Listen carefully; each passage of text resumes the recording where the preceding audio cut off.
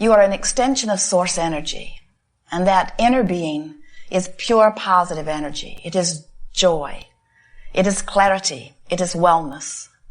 And as you are reaching more and more for thoughts that feel good little by little, then you allow more and more who you really are. When you are born, you are much more allowing than you are 10, 20, 30, 40, 50, 60, 70, 80, 90, 100 years later. Because it seems that the longer you bang around with each other, the more you find those things you don't want, which could be a very good thing in a creative environment where you are letting the contrast help you to define what you do want. But if you become one, and many physical humans are, who believe that you will get to where you want to be by pushing against that which you do not want, then your resistance increases as time goes by and your life becomes less joyful as time goes by. Now you can turn that around at any moment. It doesn't happen instantly, but you can begin the trend in a different direction when you finally say, nothing is more important than that I feel good, because when I feel good, I'm allowing the fullness of who I am. When I feel good, all that I am, the God source that flows through me and to me, functions through my physical apparatus. In other words, that's why I'm clearer. That's why I'm more stable. That's why my body thrives. That's why those who are around me are uplifted. That's why I am attractive. In other words, when you give your attention to things that cause you to connect fully with who you are magnificently joyous, magnificently thriving being. So, when you think about the dominant subjects in your life, there are many of them that you have come to habitual thoughts about. Sometimes you call those thoughts beliefs. A belief is just a thought that you keep thinking. It's a habit of thought. And sometimes you even call them core beliefs, which sounds very important and unchanging. We would like to call them beliefs. We would like to call them thoughts. We might even go so far as to call them dominant thoughts, meaning thoughts that you usually think. So when you think about these thoughts that you usually think, and you think about the subject of dollars, do dollars feel to you like adventure and fun? Or does the subject of dollars feel to you like hard work and struggle? When you think about dollars, do you feel free or do you feel worried? You can tell. You can tell where you have practiced most.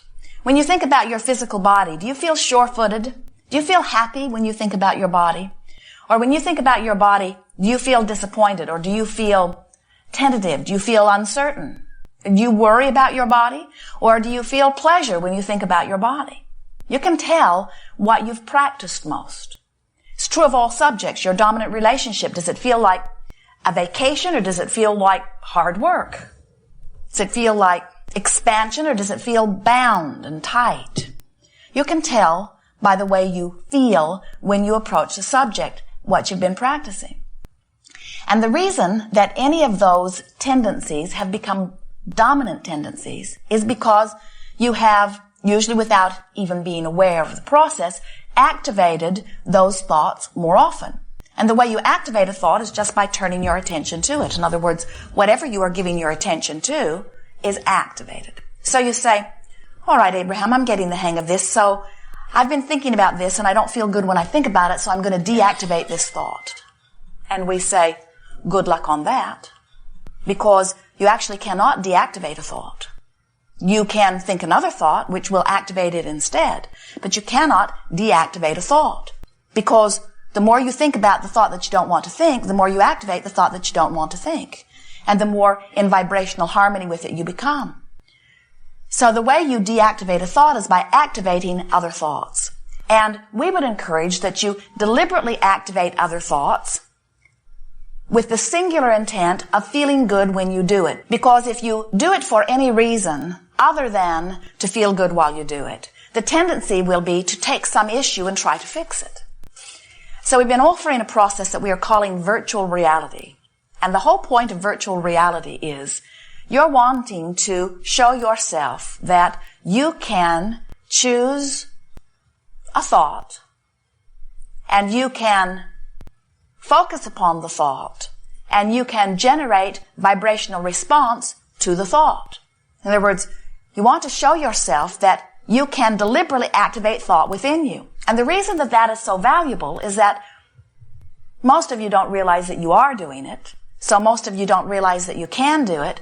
In fact, most of our physical friends are letting the thoughts be activated by others around them, by what the news produces or projects, or by what's happening even with your parents when you were very small.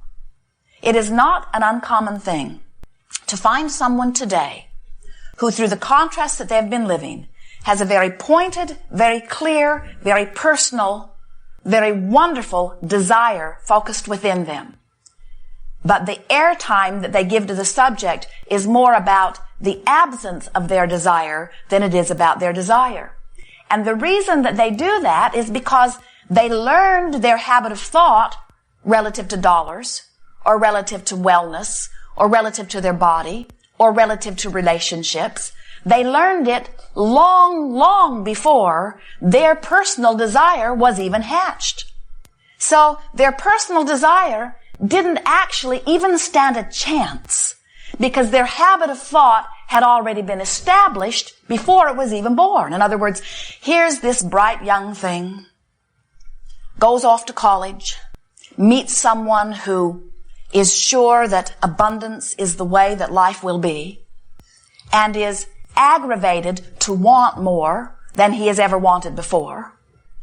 But every time he even lets himself hope for a better life, the habit of thought that he learned from his parents activates instead and holds him in a place different than he wants to be.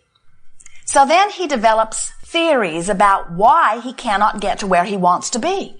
He suggests that he was not born into the right place, or he suggests that there is prejudice against those like him, or he suggests, when he is very far-reaching, that he was bad in a past life. He suggests that there are all kinds of things because surely it cannot be due to him because he's giving it all of the effort that anyone could give it. In fact, he's giving it more effort than the one who is succeeding. So he cannot make heads or tails. Why can he not find the success that he is working so hard to find, and that in his heart he believes that he deserves? What is standing in his way? And it is amazing the stories you come up with to explain that.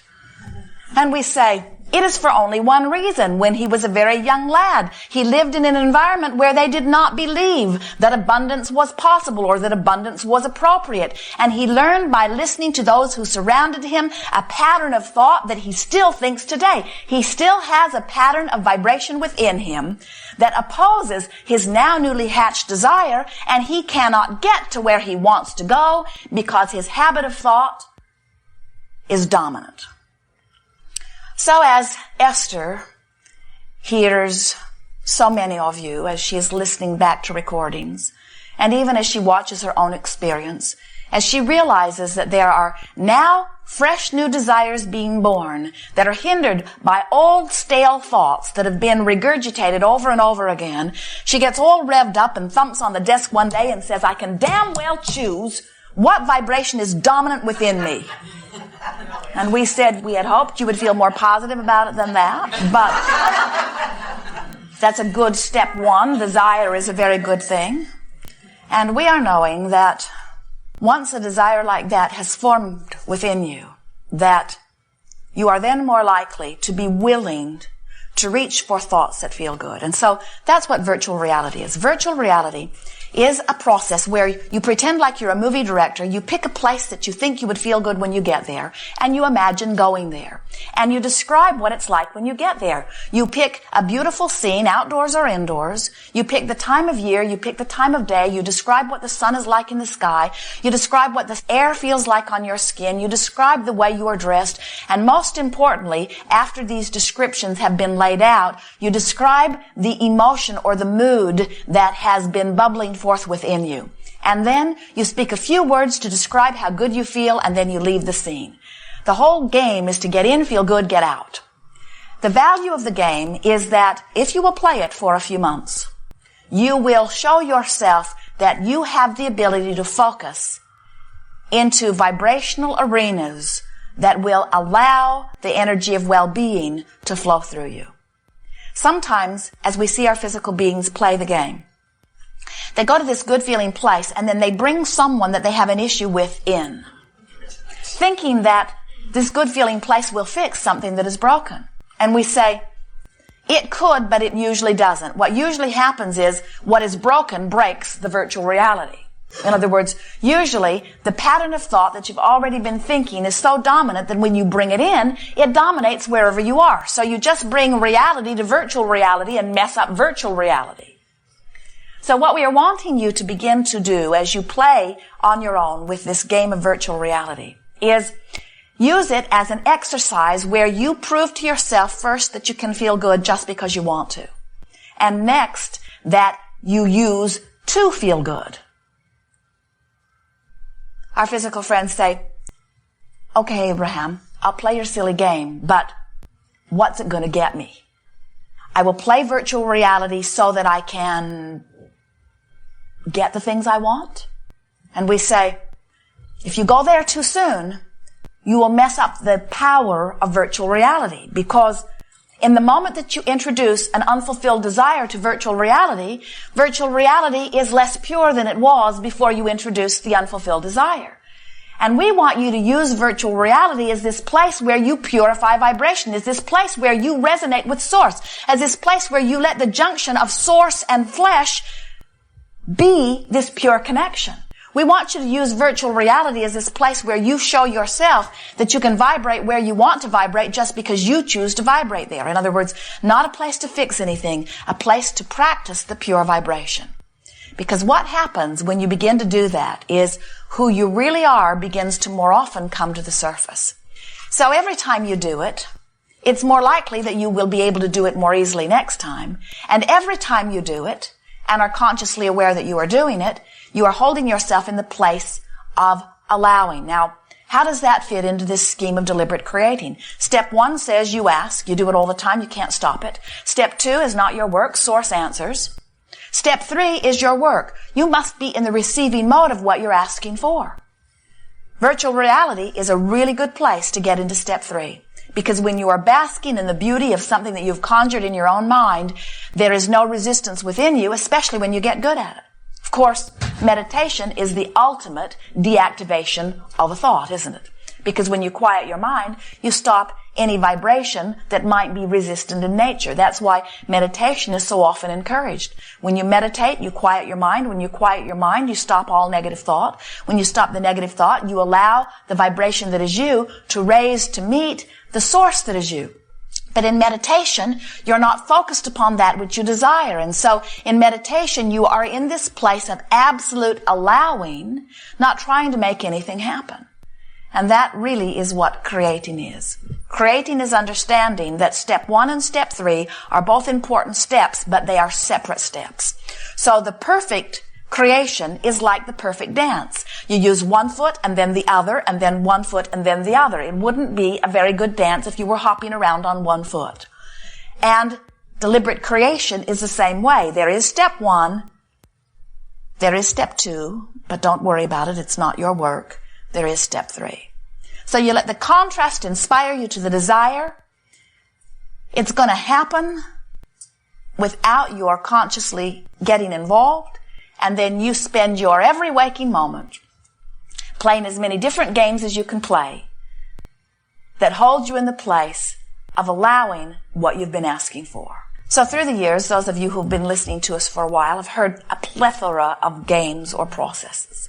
And every one of them has been pointed toward helping you find, for this moment of the game, alignment with who you are by no longer, at least for the time of the game, pushing against or disallowing or vibrationally hooking up with the absence of something that you want. So we began by describing a book of positive aspects where you get a new book, you put something that is important to you at the top of a page, and then you just sit and write positive aspects about that. Very good process, except sometimes you took the issue that was bothering you most, and as you tried to make your list of positive aspects, every time you wrote a positive aspect, you felt a negative one. So the book of positive aspects was helpful if you didn't have any big issues. But on the things that really mattered, it didn't help you very much, because all it did was cause you to activate something right where you'd practiced it for the last 20 years.